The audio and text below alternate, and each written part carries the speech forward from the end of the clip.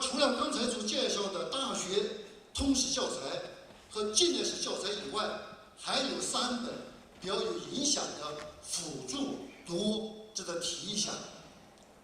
이제 그 앞에서 그 소개된 책들 외에도 이제 3권의 보조적인 교재들이 있다고 합니다. 第一本是1959年出版的1893到1895年朝鲜农民起义，这本小册子是从前苏联翻译过来的。 예, 이 책은 그 1893년부터 1895년의 조선 농민 동기란 책인데요. 이거는 그 소련에서 번역되어 온 책이라고 합니다. 那么对后来中国学者的影响是比较大的，主要是对这场农民战争的定性，这个对后来影响是特别大。 이 책이 이제 그 영향이 컸다고 할 수 있는 책이라고 하고요. 但是有一点呢，这本书里面提到的，会对后来没有影响，它就是对北朝鲜政权的肯定，以及对金正日有关朝鲜的历史的叙说，后来都不讲了。 예, 이제 뭐 이 부분에서는 이제 뭐 북조선 그 김정일과 관련된 부분이 있다는 내용입니다. 第二本是1985年中国商务印书馆所出版的朝鲜近代农民革命领袖全凤准，就对全凤准这个人的介绍。 예, 그다음 두 번째로는 1985년 그 상무인서관에서 출판한 그 조선 근대사 농민혁명 지도자 전봉준이라는 책입니다. 第三本是1987年商务印书馆所出版的，专门讲朝鲜甲午农民战争。但是这本书这个字数不多的，只有1万多字。它分成6个方面，对这场战争做了详细介绍。 네, 마지막으로 그 세 번째 책자는 1987년 상무인서관에서 출판된 그 주전환 선생의 조선 갑오 전쟁이라는 책입니다. 예, 下面我再分析一下，对前面中国大学教材辅助读物这个基础上，来谈一谈中国的历史学家怎么去看待这场战争的。 예, 마지막으로 이제 제 3부분에서는 중국 대학 역사 교재에서 그 동학운동에 대한 그 역사관을 살펴보겠습니다. 第一个呢是把这场战争放在19世纪世界历史发展的大背景下来看待。 네, 동학농민운동은 이제 19세기 하반기에 세계 발전의 그런 배경 속에서 진행된 운동이라고 할 수 있고요. 从19世纪初开始，最早是在非洲，然后到了中亚，再到南亚，再到东亚，发生了一条革命带，或者说我们讲下层民众反抗的起义的一条一条线路。 그 19세기 초에 이제 하층민들의 이제 그런 혁명의 그 일대가 있다고 이렇게 말씀해 주셨는데 그 구체적인 지요는 뭐 페이주 아프리카에서부터 이제 아시아에 이르기까지 이르는 그 일대의 그 혁명 운동의 그런 지점들에 대해서 있다고 합니다. 那么发展到东亚的时候是进入了高潮，那么主要是2个作为标志，一个就是朝鲜，一个就是韩国的我们讲的这个东徐运动，还有一个就是中国的太平天国和义和团运动。 네, 동아시아에서는 이제 그 조선과 그 조선의 동학농민 운동이 있었고 중국에서는 태평충국 운동과 의화단 운동이 있다고 할 수 있었습니다. 所以呢，把东徐运动看成是亚洲民族解放运动高潮的一个组成部分。 네, 老师请继续。 把东徐运动看成是19世纪亚洲民族解放运动高潮的一个部分。 예, 그 동학농민운동을 그 아시아의 그 시기의 그 운동의 한 부분으로 볼 수 있다고 말씀하셨습니다. 第二个方面呢，就是中国的学者从这场起义发生的原因入手，来看它的性质。 아, 예. 이제 연구자들이 그 동학농민운동이 일어나게 된 원인에서부터 시작하여서 연구를 시작하여서 그렇게 연구를 하고 있다는 말씀과 因为它是一场农民起义，或者是一场农民战争，不是革命。 일단 뭐라죠? 是农民起义或者农民战争，不是革命。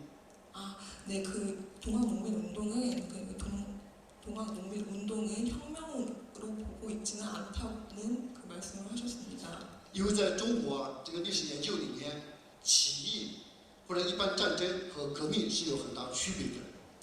네, 그 혁명과 운동에는 그 차이가 있다고 할 수 있겠는데요. 第三点，中国的历史学家从韩国历史本身出发，对这场运动以及运动的领导人都给予了很高的评价。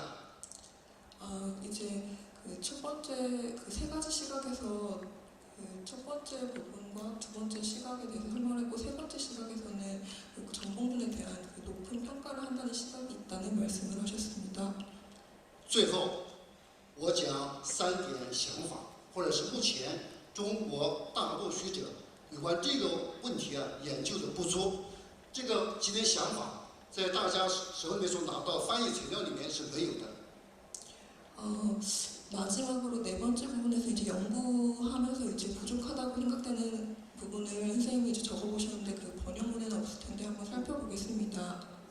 就是对东学农民运动不是在所有的大学世界史教材里面都是存在的，不是所有的存在于大学世界通史教材里面。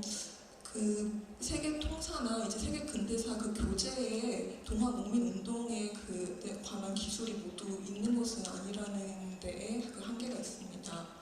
为什么出现这种情况呢？就是进入这个上个世纪90年以后，中国的大学教材更多的是在讲这个现代化的问题。 왜냐하면 이제 그 중국 대학 그 역사 교과서에서 현대에 더 초점을 맞추어서 그 기술되었기 때문에 이 부분은 그 자료나 이런 부분이 적다고 할 수 있겠습니다. 但是我认为这个是一个误区。东学运动可以我自己认为可以看成是韩国现代民族主义崛起的一个重要标志，也是现代化里面内容之一。 선생님 개인의 생각은 그 이 동학농민혁명운동은 이제 조선 그 역사에서 의미 있고 그 의미 있는 운동이었다라고 개인적으로는 생각한다고 말씀하셨습니다. 当然，这是我个人的观点不一定对，等会也可以请教这个大家的。 이제 이 부분에 대해서는 개인적으로 이제 얘기하시면 좋겠다고 하십니다. 第二个方面呢，就是因为在中国大陆有关东学运动的资料，特别是第一手资料很缺少，没有的。 그리고 그 연구에 있어서 난점이 자료가 부족하다는 데 있고 所以有关这个运动的，无论是在史学界的研究，还是在教材里面，都是不足的。 자료가 부족하기 때문에 이제 뭐 운동의 과정 이런 부분은 그 간략한 묘사만 되어 있고 운동의 의의나 인식 이런 부분들이 비교적 얕다고 할 수 있겠습니다. 比方讲，这个全凤准后来是怎么去世的怎么去世的，以及这场起义失败以后，这个东学运动的参加者又是怎样去往中国这个行进的？那么对于中国的这个后来发生的大韩民国临时政府领导的运动有没有影响？这些呢都没有资料去证实它。 예, 그 자료가 없는 부분들에 대해서 말씀을 하셨는데 동학 그 농민 운동이 이제 그 어떻게 그 뭐라고 진짜 就是对大韩民国临时政府这个有没有什么这个影响？在中国领导的东学运动有没有影响？就这场起义。 대한민국 임시정부의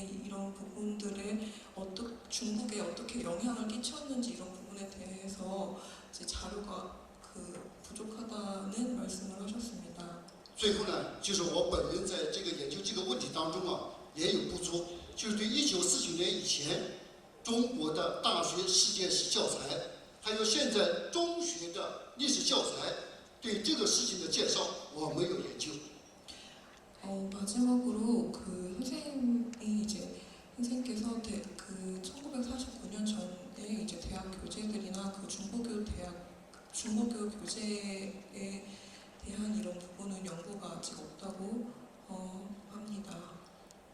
所以呢，这一次来啊，这个我也想通过和大家进行交流，我学到这个以后回去把这个教材好好再修改。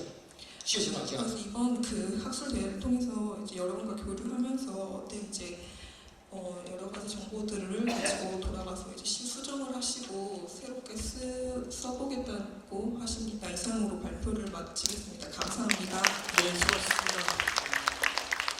또 굉장히 잘 알려진 아까 그 산지화 교수라는 분을 말씀하셨습니다.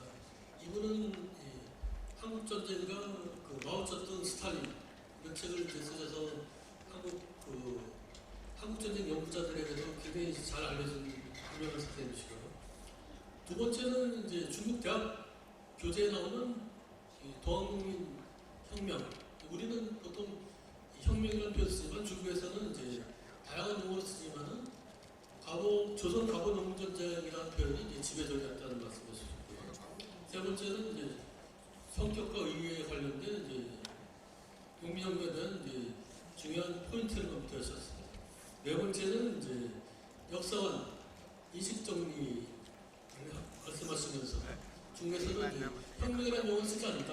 그보다 이제 운동과 비슷한 용어를 많이 쓰고 또 그래도 이제 전봉진의 평가는 대단히 높다는 표현.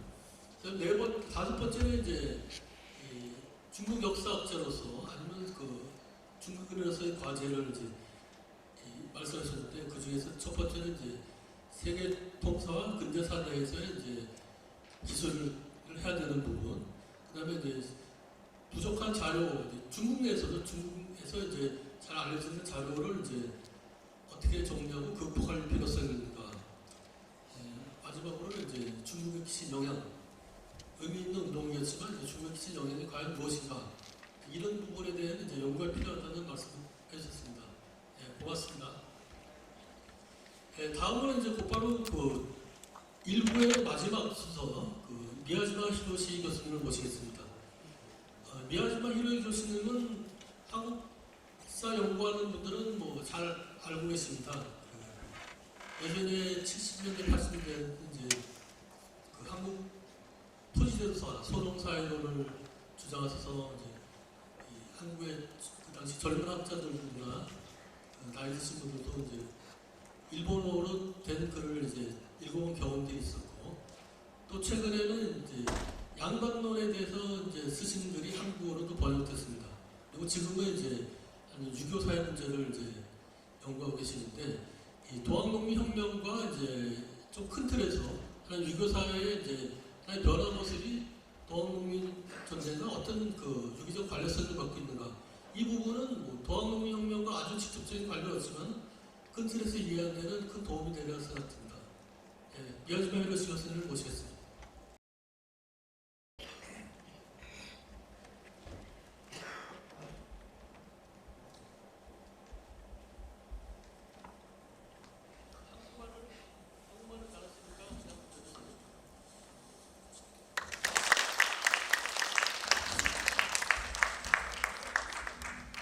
죄송합니다. 나이 많아서 앉아서 발표하겠습니다.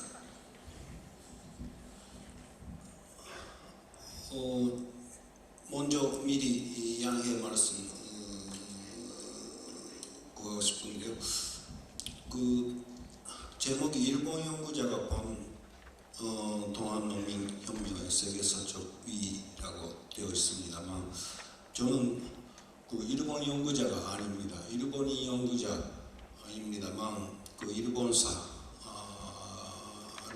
전문적으로 연구하는 사람이 아닙니다. 근데 아마 그 주최 쪽에서는 일본사 연구자, 일본을 연구하는 사람 중에서 이런 주제에 대해서 이야기할 수 있는 사람은 자유셨던 것 같은데요. 사실은 일본에서 일본사를 연구하는 사람 중에서 동학에 대해서 깊이 관심을 가지고 연구하는 사람이 제 알기에는 거의 안 계시는 게 아닌가 싶습니다. 근데 그런 현상 자체가 하나의 문제라고 할 수 있는데요. 그래서 오늘 제 발표는 저는 한국사 연구자입니다만 일본사 연구자에 대한 하나의 문제 제기라고 할까요? 왜 일본사 연구자들이 이 동학에 대해서 그렇게 관심을 가지지 않는지 그런 문제에 대해서 제 나름대로 생각을 말씀드리겠습니다. 네, 그 일본의 유명한 그 민중사상사 연구자로서 그 야스마루 요시오 선생님 계시는데 갑자기 2년 전에 돌아가셨습니다만 그 야스마루 선생님이 그 생전에 이렇게 말씀하신 적이 있습니다. 일본의 그 민중사상, 민중종교를 볼 때 중국이나 한국과 비교할 때 중국의 대산제교 그리고 한국의 동학 그런 그 혁명적인 그 민중사상이라는 것이 일본에서는 그 태어나지 않았다, 생기지 않았다고 하셨습니다. 네, 야스마루 선생님이 그런 것만 말씀하셨고 그러면 왜 그런 차이가 생겼는지에 대해서는 별로 말씀 안 하셨는데요. 오늘 제 발표는 그런 문제를 제 나름대로 생각하는 바를 말씀드리려고 합니다. 그리고 그런 그 일본의 민중사상, 민중종교에서 왜 동학 같은 것이 생기지 않았는가 그 문제를 생각하는 하나의 실마리라고 할까요? 한국과 일본에서의 유학 사상, 유학의 문제와 연결시켜서 그런 차이를 생각할 수 있는 게 아닌가 그런 입장에서 말씀드리겠습니다. 네, 첫 번째 부분은 그 일본에서의 유학적인 그 전통의 문제라고 있는데요. 이것은 오늘 자세하게 말씀드리지 않겠습니다. 근데 여기서는 그 지금까지 일본에서는 일반적으로 이런 그 생각이 일반적이었습니다. 일본은 도쿠가와 시대 초기부터 주자학이 지배 이념으로서 존재했다가 17세기 말 이후 주자학에 대한 비판이 생기면서 특히 오기우소라이 같은 사람에 의해서 주자학이 비판을 받게 되었다. 근데 그것이 일본의 근대를 준비하는 사상이었다. 이런 일반적인 이해, 특히 그 마루야마 마사오이라는 유명한 그 일본 사상사 연구자의 주장인데요. 이런 것이 일반적인 이해였습니다. 그러나 최근에 와서 이런 그 마루야마 마사오 같은 그 이해는 많은 비판을 받게 되었습니다. 오히려 최근의 연구에 의하면 일본 도쿠가와 시대에서 유학, 특히 이 주자학의 영향력이 가장 크게 발전된 시기는 오히려 도쿠가와 시대 초기가 아니고 후기, 말기, 구체적으로는 19세기에 들어가면서 주자학이 많은 영향력을, 사회적인 영향력을 가지게 되었다. 근데 그것은 무사계층뿐만 아니라 일반 사람들, 농민들도 유학, 주자학을 이때 처음으로 본격적으로 배우기 시작했다. 그런 그 이해가 일반적인 이해가 되어가고 있습니다. 제 오늘의 발표도 그런 최근의 이해를 토대로 준비했습니다.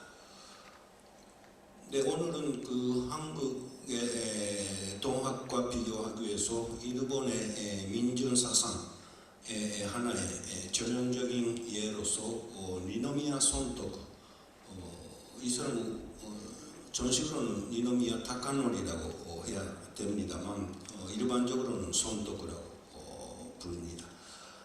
니노미야 손토쿠이라는 사람의 사상을 소개하면서 그 사상의 특징, 그런 문제를 먼저 말씀드리겠습니다.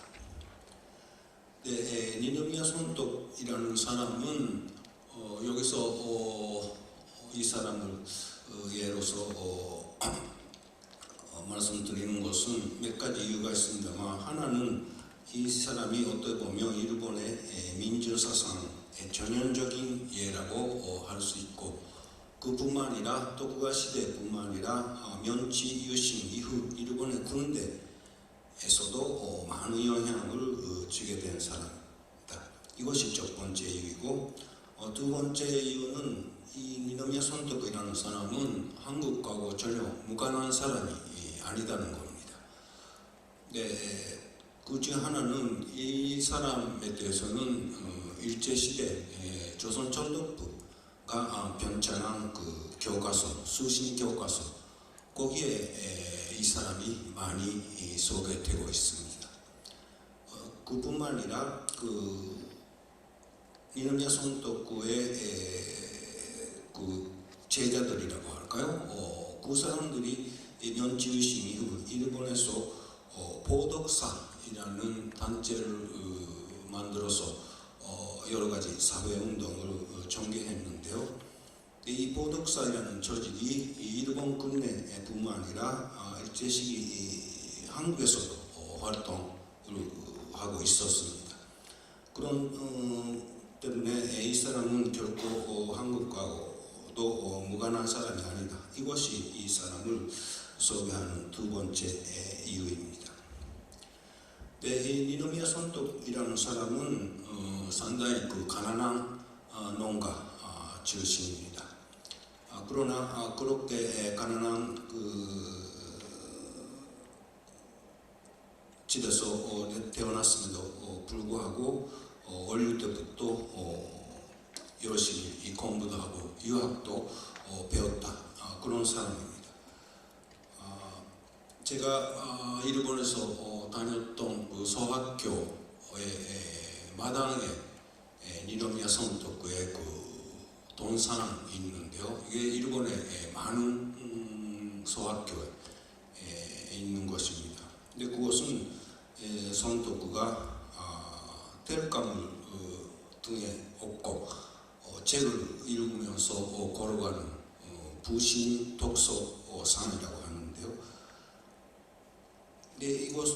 그때 그 손토쿠가 읽었다고 하는 텍스트가 견정요사, 첫 번째 부분에 소개했습니다만, 견정요사이라는 것은 19세기 일본에서 간행된 책인데, 이것은 유학의 중요한 그 텍스트 고전을 일본어로 번역한 텍스트입니다.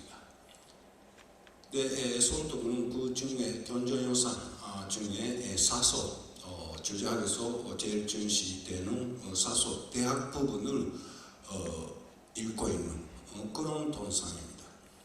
이 에피소드가 말해주듯이 이 손토쿠는 가난한 생활을 하면서도 어릴 때부터 유학을 배웠고, 그것이 이 손토쿠의 사상에 여러 가지 영향을 주었다고 볼 수 있는 것 같습니다. 그런데 이 니노미야 손토쿠이라는 사람이 민중사상, 대표적인 민중사상가의 한 사람이라고 평가되고 있는데요. 그러면 이 사람의 특징은 어떤 데 있는가 하면, 저는 여기서 세 가지 특징을 지적했습니다. 첫 번째는 그 인도와 전도 혹은 천리, 이 천리와 인도이라는 것은 전혀 다른 것이다, 주자학에서는 절리와 인도는 연속적인 일체 것으로 보는 데 비해서 이 사람은 그것은 전혀 다른 것이다. 그것이 첫 번째 특징이고, 두 번째 특징은 인도에서는 가장 중요한 것은 근로 열심히 일하는 것이 인도에서 가장 중요한 것이다. 이것이 두 번째 특징입니다. 세 번째 특징은 선독의 사상에서 중요한 의미를 갖고 있다고 생각되는 것이 이 분도와 주양이라는 생각입니다. 분도이라는 것은 사람들이 각자가 자기의 수입을 잘 알고 그 수입에 따라서 지출을 하면 그 범위 내에서 경제 생활을 할 수 있다. 그런 합리적인 계획 경제라고 할까요? 그런 것이 분도입니다. 그리고 그렇게 해서 분도를 지키면서 생활을 지내게 되면 여유가 생깁니다. 근데 그런 여유를 낭비하는 게 아니고 그 여유를 자손을 위해 또 친척, 친구를 위해 또 고향을 위해 또 나아가서 국가를 위해서 쓰는 것이 이 주양이라는 개념입니다. 이런 분도와 주양이라는 것을 강조했던 겁니다. 근데 손떡이라는 사람은 이런 사상을 기반으로 해서 구체적으로 어떤 활동을 했는가 하면 이 사람의 핵심적인 활동은 마을의 부흥 운동입니다. 19세기 후반 도쿠가 시대 말기가 되면 일본의 논촌에서는 많은 마을들이 사람도 사라지고 경제적으로도 아주 어려운 상태에 빠진 그런 마을이 많이 생겼습니다. 이것은 특히 산분, 화폐 경제가 발전하면서 일부 지주들은 그 덕분에 많은 부를 직접 알 수 있게 되었는데, 그 반대로 가난한 농민들은 아주 생활이 어려워지고 마을 전체가 가난해지는 그런 마을이 많이 생기게 됩니다. 근데 손떡은 그런 마을에서 마을을 재생, 부흥하려고 하는 그런 운동의 중심적인 인물이었습니다. 네, 그런 부흥운동을 주지 아까 말씀드린 이 세 가지 그의 사상, 특히 두 번째 근명, 열심히 일해야 되고, 세 번째 분도와 주양, 이러한 사상을 기반으로 해서 구체적으로 이 사람이 활동했던 많은 논촌이 다시 재생되고 부흥할 수 있게 되었습니다. 이런 손떡의 방법을 보덕 시호 방법이라는 뜻인데요. 그렇게 해서 도쿠가 시대 말기부터 면치유신 이후 일본의 논촌에서 이런 손떡의 사상을 바탕으로 한 운동이 널리 전개되었던 겁니다. 이러한 손떡의 사상을 어떻게 평가하는가에 대해서는 지금까지 연구에 의하면 두 가지 이 방향으로 평가받아왔던 것 같습니다. 첫 번째는 리노미야 손떡의 사상에 뭔가 군대적인 측면을 찾으려고 하는 그런 경향이 하나 있었습니다. 그것은 천리와 인도는 별도다, 다른 것이다 이라는 면에서 주자학에 대한 안치대라고 할까요? 이런 것에 군대적인 성격을 찾으려고 했던 그런 것이 하나의 지금까지 연구사이고, 또 하나가 그 처음에 소개해드린 야스무라 선생 같은 분의 민주사상사 연구에서 이 사람의 사상의 전형적인 돈속도덕이란 개념입니다. 네, 야스무라 교수의 민주사상사의 가장 큰 건적이라고 거론되는 것은 일본의 근대화의 에너지를 민중들의 돈속도덕 거기에 찾으려고 했다는 겁니다. 네, 일본의 근대화의 에너지를 뭔가 훌륭한 사상가라든가 에리트들의 사상에 찾으려고 하는 게 아니고 그것을 비판해서 오히려 민중들이 유교적인 유학적인 도덕을 자기 것으로 하려고 하는 그런 도덕을 금명라든가 그런 도덕이죠. 그런 것을 손독의 사상에서 전형적인 돈속 도덕적인 것을 찾아낼 수 있다.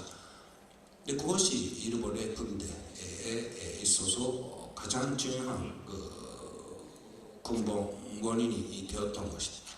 그렇게 높이 평가하셨던 겁니다. 그래서 그 손독의 민주사상으로서의 특징은 그런 유학적인 도덕을 민중들이 자기 스스로 그것을 획득하고 그에 따라서 행동하려고 하는 그런 것으로 높이 평가하셨는데요.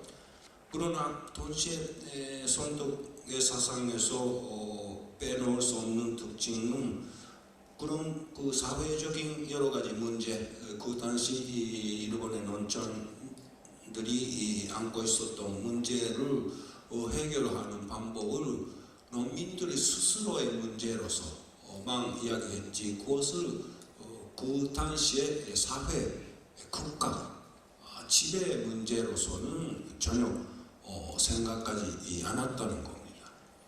그래서 항상 그런 여러 가지 어려움을 해결하는 방법을 자기 내부에서 찾으려고 하는.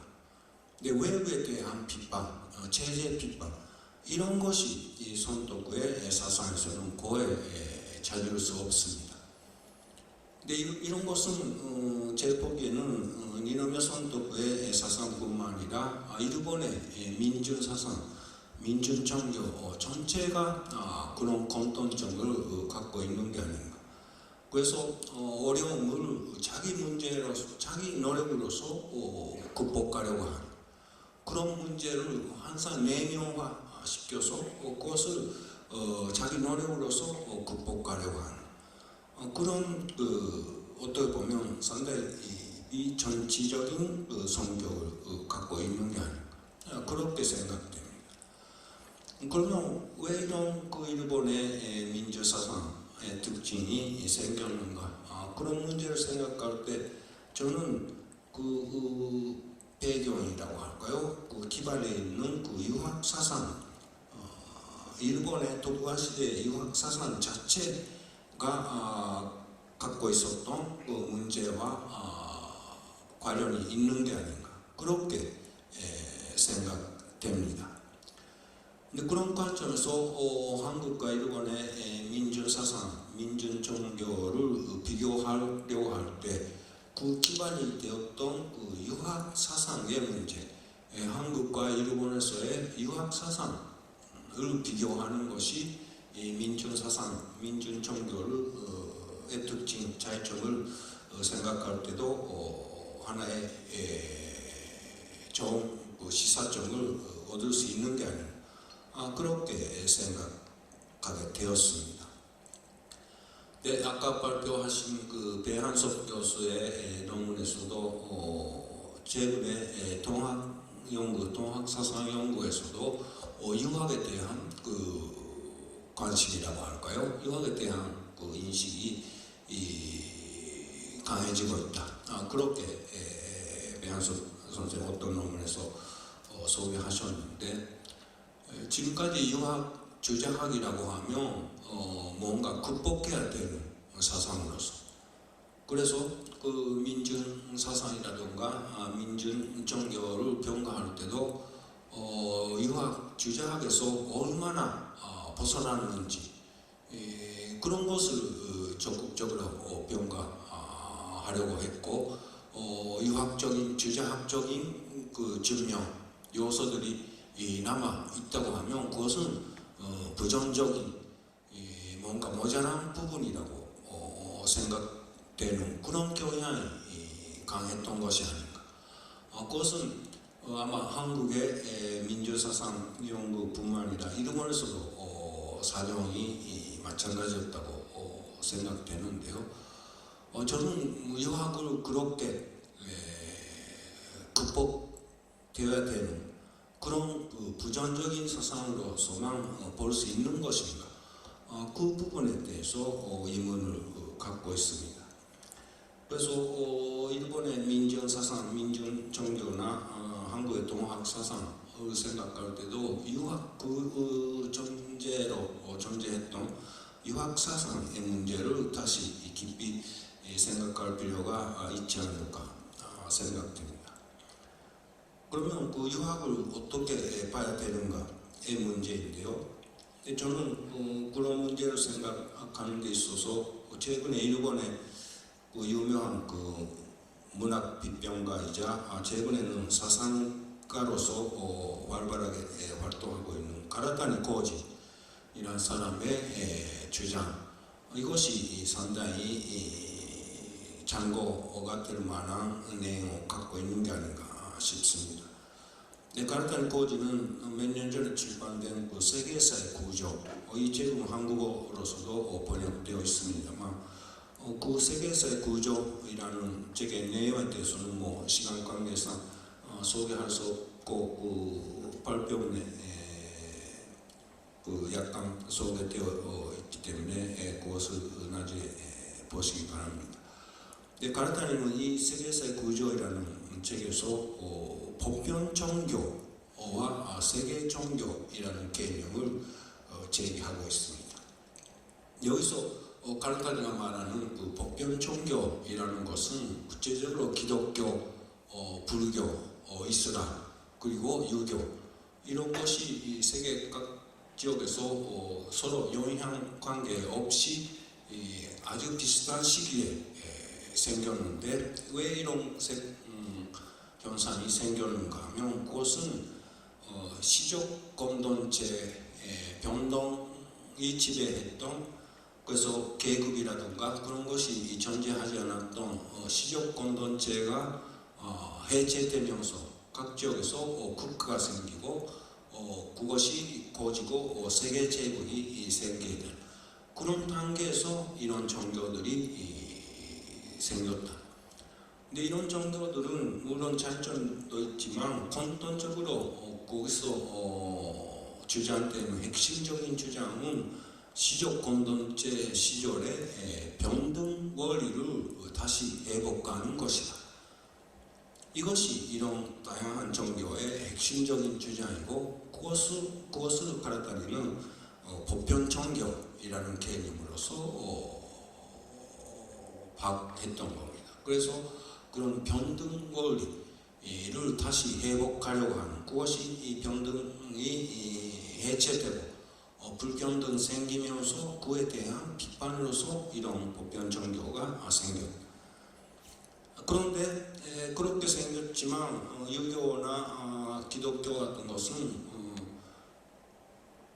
기독교는 로마 제국의 국교가 되고 유학은 한나라 시대의 국가 이데올로기로서의 지위를 얻게 됩니다. 그렇게 되면 이런 보편 종교가 세계 종교로 바뀐다. 세계 종교라는 것은 세계 제국의 지배를 지탱하는 그런 사상 종교. 그래서 제재와 유착하고 제재를 합리화하는 그런 역할을 하게 되면 그것이 보편 종교가 아니고 세계 종교다. 그런 이야기를 하고 있습니다. 근데 유교에 대해서는 가라타니는 유교의 핵심적인 그 가르침은 권자의 핵심적인 가르침은 인이다. 인. 근데 인이란 것은 그 두 사람 사이의 평등 원리 이것인데 그러나 유학이 국가 사상, 국가 종교가 되면서 오히려 국가의 지배를 지대한 가부장적인 지배 혹은 그 혈령 원리를 바탕으로 한 국가 지배를 합리화하는 그런 역할을 하게 되었다. 그렇게 하고 있습니다.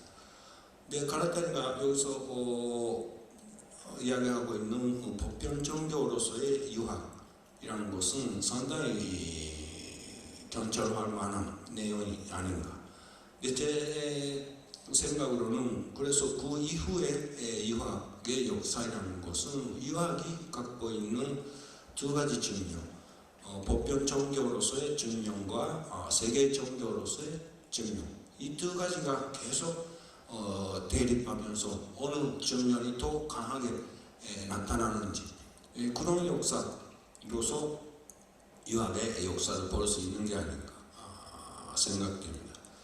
그래서 한국의 경우 조선왕조가 들어가면서 조선왕조를 만들 때는 유학이라는 것은 상당히 그 혁신적인 새로운 국가 사회를 만드는데 큰 힘을 발휘했습니다만 그 이후 점점 그 세계 종교화 됐다고 할까요? 지배를 지배하는 사상으로서의 역할을 주로 하게 되었습니다. 그러나 한국의 경우는 그렇게 되면서도 계속 현실을 비판하는 사상으로서도 유학이 기능해왔고 그것이 유학이 오래 갖고 있었던 보편 종교적인 측면이 조선시대를 통해서 계속 유지되었다. 그런 관점에서 보면 일본의 유학 사상이라는 것은 그런 보편 종교적인 측면이 상당히 약했던 것이 아니고 오히려 세계 종교로서 도구와 지배를 지배하는 사상으로서만 기능했지 현실을 비판하는 사상으로서의 유학 주장이라는 것은 상당히 약했다. 그렇게 보면 그런 그 보편 종교로서의 유학 사상의 전통이 있는 한국에서 통합 같은 또 유학의 보편적인 측면을 또 한 단계 넘어서려고 하는 그런 사상, 유학에 대한 유학을 수용하면서도 그것을 또 한 단계 극복하려고 하는 사상이 나올 수 있었다. 그에 비해서 일본은 그런 유학적인 전통, 보편 종교로서의 유학적인 전통이 약했기 때문에 민중 사상으로서, 민중 종교로서는 항상 그 도덕적인 현실에 대한 근본적인 비판이 약간 그런 민중 사상밖에 나오지 않았던 것이 아닌가 그렇게 생각했습니다.